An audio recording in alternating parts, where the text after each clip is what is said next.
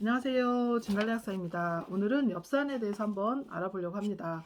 엽산에 대한 내용을 읽어드리고 제가 좀 부연 설명을 간단하게 해드리겠습니다. 엽산은 건강한 적혈구를 만드는 데 필요하지만 건강한 DNA를 만드는 데도 필요하다. 한편 엽산은 항암 효과를 갖는 것으로 알려져 있어 다른 항암제와 함께 종양을 물리치는 데 사용되기도 한다. 엽산은 태아의 신경관 결손을 예방하는 것으로 유명하기 때문에 모든 임산부용 비타민에는 엽산이 필수적으로 첨가된다. 실제로 약국에서 엽산이 가장 많이 팔리는 케이스가 바로 이 임신 초기에 그 기형 예방을 위해서 드시는 케이스가 제일 많은 것 같습니다. 요즘에는 임신 초기뿐만 아니라 임신을 준비하는 단계에서도 이렇게 미리 엽산을 드시는 분들이 굉장히 많은 추세고요. 그래서 기형 예방을 위해서 꼭 엽산이 필요하고요.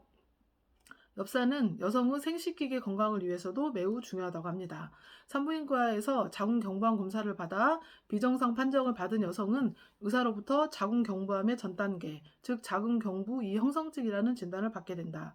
자궁경부 이형성을 치료하는 방법으로는 약물요법과 수술요법이 있다. 그러나 엽산이 부족한 여성들은 자궁경부암 검사에서 비정상 판정을 받을 수 있기 때문에 많은 여성들이 엽산이 부족해서 그렇다는 사실도 모른 채 원추 생검이나 자궁 절제술을 받는 경우가 하다하다. 엽산을 복용하기만 했더라도 상당수의 여성들이 불필요한 수술을 피했을 수도 있다. 이렇게 나와 있거든요. 그래서 실제로 자궁암까지는 가지 않았지만 그 전 단계 자궁이 형성증이라는 진단을 받으신 분들이라면 이런 뭐 시술을 하시기 전에 엽산을 좀 꾸준히 한번 복용을 해보시기를 추천드립니다. 그런데 효과가 있다고 하니까요. 제가 꼭 이거는 추천을 한번 해봐드리고 싶더라고요. 그리고 엽산 결핍은 동맥경화, 우울증, 민감성, 창백한 얼굴, 거대 저하구성 빈혈을 초래할 수 있다. 엽산이 소모되면 에너지 소비가 빨라지고 혼돈, 건망증, 설사 등이 찾아온다. 엽산은 수용성이기 때문에 결핍 현상이 나타나기 쉽다. 인체는 당장 필요한 만큼의 엽산을 사용하고 나머지는 소변을 통해 배설해버리기 때문이다. 심혈관계의 위험인자를 살펴보면 LDL 콜레스테롤 상승, HDL 콜레스테롤 저하, 고혈압, 비만, 당뇨가 포함되어 있으며 최근에는 호모시스테인의 상승이 추가되었다. 엽산은 비타민 B6, B12와 함께 호모시스테인 수준을 낮추는 작용을 하고 있다. 그래서 엽산은 이런 심혈관계 질환에도 호모시스테인을 낮춰서 도움을 준다고 하니까요. 꼭 임신 이런 그때만 필요한 게 아니라 임신이나 젊은 여성들한테만 필요한 게 아니라 이렇게 나이가 들면서 심혈관 질환을 예방하는 목적으로도 필요하다고 합니다. 그래서 엽산의 효능을 간단하게 다시 정리해보면 DNA 합성의 보조 효소로 작용을 하고요. 모든 세포의 정상적인 형성, 분열, 복제 과정의 필수적인 성분이라고 합니다. 그래서 아까 암을 예방하는 효과가 있다는 게 바로 이렇게 정상적으로 이렇게 분열과 복제가 되어야만 암세포로 되지 않기 때문에 엽산이 이런 암을 예방하는데 그래서 이렇게 이런 작용에 의해서 암을 예방하는 효과가 있고요.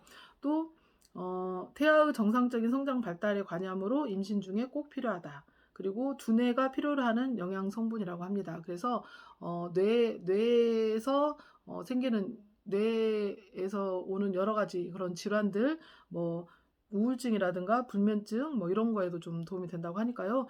브레인 푸드라고 합니다. 그래서 두뇌에도 엽산이 꼭 필요하고요. 또 적혈구나 신경 조직의 구성 성분으로도 작용을 합니다. 그리고 에너지 생산에도 필요하고요. 또 아까 말씀드린 것처럼 자궁경부 이형성증 장애 치료에 효과적이라고 합니다. 또 제가 하나 좀 강조해서 좀 추천해드리고 싶은 게 혀가 자주 따끔거리고 진한 빨간색으로 되는 증상을 개선하는 효과도 있다고 하거든요. 약국에서 보면은 주로 좀 연세가 드신 특히 할머니들 여성분들한테 이런 증상이 많이 나타나거든요. 그래서 보통 화병이라고 많이 표현을 합니다. 이 속에 화가 입으로 이렇게 열을 품어서 혀가 갈라지고 따끔거리고 빨갛게 되는 그런 증상을 보통 화병이라고 많이 표현을 하는데 엽산 부족에 의해서도 이렇게 혀가 빨갛게 되고 따끔거리는 현상이 나타날 수 있다고 하니까요. 이런 걸로 좀 고생을 많이 하시는 분들이라면 엽산을 좀 신경 써서 꾸준히 복용을 해보시는 것도 좋을 것 같습니다. 그리고 엽산이 많이 들어있는 식품을 살펴보면 시금치, 무청, 브로콜리, 비트, 검정콩, 오이, 딸기, 아마씨 이런 것들이 엽산이 많이 들어있다고 합니다. 이런 거 좀 신경 써서 드시면 좋을 것 같고요.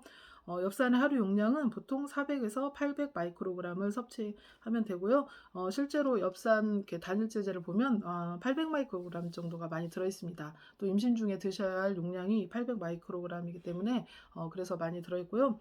엽산제가 요즘에는 활성형 엽산제가 많이 나오거든요. 그래서 뭐 4세대 활성형 엽산이라고 하는데 우리가 뭐 그런 천연 엽산이든 합성 엽산이든 일단 엽산제를 먹으면 그게 활성형 엽산으로 어떤 효소에 의해서 전환이 돼야 되는데 그런 효소가 부족해서 활성형 엽산으로 전환이 안 되는 분들이 우리나라 사람들 중에는 되게 많다고 그래요. 그래서 바로 쓰일 수 있는 활성형 엽산제를 복용을 해주시면 그런 단계를 거치지 않고 또 이렇게 전환이 안 되는 그런 분들 같은 경우도 바로 쓰여질 수 있게 만들어진 엽산이기 때문에 훨씬 효과를 잘 볼 수가 있습니다. 그래서 엽산을 좀 복용을 하시고 싶으신 분들은 약국에 가셔서 활성형 엽산 제제를 구입을 하셔서 복용을 해보시면 좋을 것 같고, 아까 말씀드린 그런 좀 보통 우리가 엽산을 먹어야 된다고 생각하는 그런 분들 외에도 아까 제가 말씀드린 그런 분들이라면, 좀 내가 먹어야겠다 싶은 분들이라면 이런 활성형 엽산 제제를 좀 꾸준히 보충해 보시기를 추천드립니다. 오늘은 엽산에 대해서 말씀드렸습니다. 감사합니다.